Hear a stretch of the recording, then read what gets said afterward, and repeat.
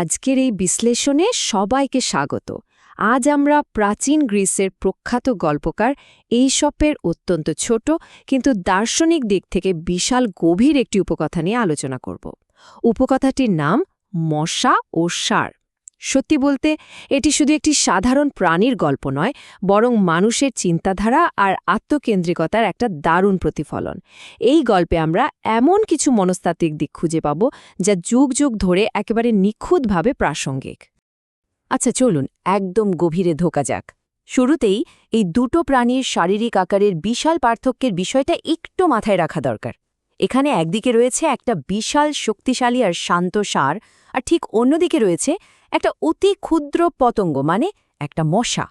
এত ছোট প্রাণী হওয়া সত্ত্বেও মশাটি এমনভাবে আচরণ করে যেন সে বিশাল এবং চরম গুরুত্বপূর্ণ কোনো সত্তা। আর জানেন তো, এই শারীরিক বৈপরীত্যটাই কিন্তু গল্পের মূল ভিত্তিতে একেবারে তৈরি করে দেয়। মশাটার শারীরিক আকার যতই ছোট হোক না কেন, তার ইগো বা অহংকার কিন্তু মোটেও ছোট ছিল না। বিশাল ষাঁড়ের শিংয়ের ওপর কিছুক্ষণ বসার পর ঠিক চলে যাওয়ার আগে সে রীতিমতো নাটকীয় আর গুরুগম্ভীর ভঙ্গিতে বলে ওঠে, আমি এখন চলে যাওয়ায় আপনি নিশ্চয়ই খুব খুশি হয়েছেন। এই ছোট্ট অথচ অসম্ভব আড়ম্বরপূর্ণ সংলাপটা মশাটির বিশাল অহমিকা আর নিজেকে অতিরিক্ত গুরুত্ব দেওয়ার হাস্যকর দিকটা একদম চোখে আঙুল দিয়ে দেখিয়ে দেয়। 1 নম্বর, ছোট্ট শব্দমুখর অনুপ্রবেশকারী। আর এই বিষয়টা দারুণভাবে ফুটিয়ে তোলে যে চারপাশের একটা শান্ত ও স্বাভাবিক পরিবেশের মধ্যে একটা মশা কিভাবে আবির্ভূত হয়। মশাটি কেবল একটা মাঠ পার হচ্ছিল, যা কিনা প্রকৃতির নিয়মে অত্যন্ত সাধারণ একটা কাজ, কিন্তু সে এই সাধারণ কাজটাই করছিল বেশ জোরে ভন ভন শব্দ করতে করতে, যেন এই উড়ে যাওয়াটা কোনো রাজকীয় পদযাত্রা। বিশাল মাঠের ওপর দিয়ে উড়ে গিয়ে তার এই শব্দমুখর যাত্রার ইতি ঘটে একটা বিশাল ষাঁড়ের শিংয়ের ঠিক ডগায় গিয়ে। এই ভন ভন শব্দ যেন তার নিজের কাছে নিজের অস্তিত্বের এক বিশাল জোরালো ঘোষণা। 2 নম্বর, একটি ক্ষমা প্রার্থনা এবং অনুমান। ষাঁড়ের শিংয়ের ওপর কিছুক্ষণ বিশ্রাম নেওয়ার পর মশাটার মনে অদ্ভুত কিছু অমূলক অনুমানের জন্ম হয়। বিশ্রাম শেষ, সে এবার উড়ে যাওয়ার জন্য প্রস্তুত। কিন্তু যাওয়ার আগে সে এমন একটা কাজ করে বসল যা সত্যি বিস্ময়কর। বিশ্রাম নেওয়ার জন্য ষাঁড়টি শিং ব্যবহার করার কারণে সে বেশ নম্রভাবেই ক্ষমা চাইল। মানে মশাটি মনে মনে এই বিশাল আর ভিত্তিহীন অনুমানটা করেই নিয়েছিল যে তার এই উপস্থিতি আর বিশ্রাম নেওয়ার জায়গাটা নিশ্চয়ই ষাঁড়টির জন্য এক বিশাল বোঝা ছিল। তার ধারণা ছিল এই বিদায়ে ষাঁড়টির জন্য এক বিরাট স্বস্তির কারণ হবে। 3 নম্বর, অলক্ষিত বাস্তবতা। এখন এই স্লাইডের সবচেয়ে কৌতূহলোদ্দীপক বিষয়টা হল দুটি সম্পূর্ণ ভিন্ন দৃষ্টিকোণের এই পরিষ্কার তুলনা। মশাটার এত সব ভাবনা আর নাটকীয়তার পর এবার পুরো ঘটনাটা ষাঁড়ের দিক থেকে দেখার সময় এসেছে। একদিকে আমরা দেখতে পাচ্ছি মশার দৃষ্টিকোণ, যে ভাবছে তার উপস্থিতি বিশাল, সে জোরে শব্দ করছে এবং শেষে নম্রভাবে ক্ষমাও চাইছে। আর ঠিক উল্টো দিকে রয়েছে ষাঁড়ের দৃষ্টিকোণ, যার কাছে পুরো পরিস্থিতিটাই সম্পূর্ণ নীরব। সে মশার অস্তিত্ব সম্পর্কে পুরোপুরি অজ্ঞ।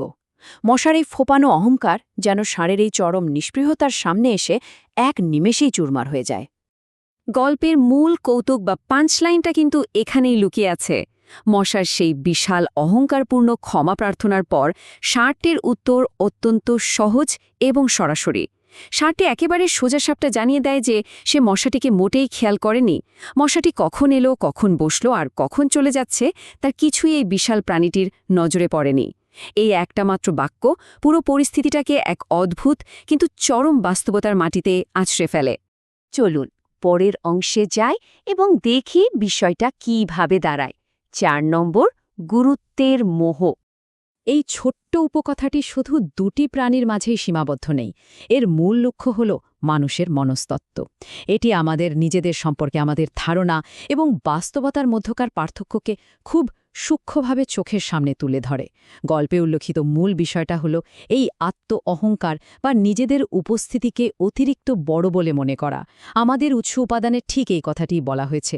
আমরা নিজেদের উপস্থিতিকে কতটা বড় বলে কল্পনা করি।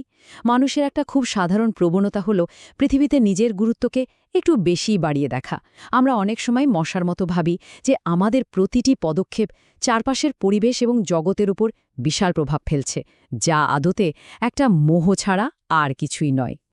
তাহলে সবচেয়ে গুরুত্বপূর্ণ বিষয়টা হলো ইসপের সেই কালজয়ী শিক্ষা। আমাদের ব্যক্তিগত ধারণা আর বাইরের বাস্তবতার মধ্যে এক বিশাল ব্যবধান রয়েছে।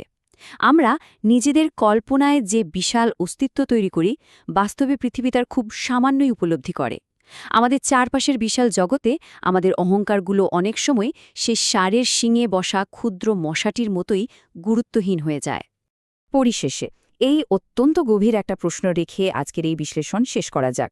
যখন সমাজে বা আমাদের নিজ নিজ জগতে আমরা খুব জোরে নিজেদের অস্তিত্বের জানান দিই বা ভন ভন শব্দ করি, তখন কি এই বিশাল পৃথিবী সত্যি তা শুনতে পায়, নাকি আমরাও সেই মশাটির মতো কেবল একটা বিশাল ষাঁড়ের শিঙের ওপর বসে নিজেদের বিশাল কিছু ভাবার মিথ্যে মোহ বা অলীক সান্ত্বনায় বিশ্রাম নিচ্ছি? এটা আসলে এমন একটা ভাবনা যা মানব চরিত্রের এই আত্ম অহমিকা নিয়ে আমাদের সবাইকে নতুন করে ভাবতে বাধ্য করে।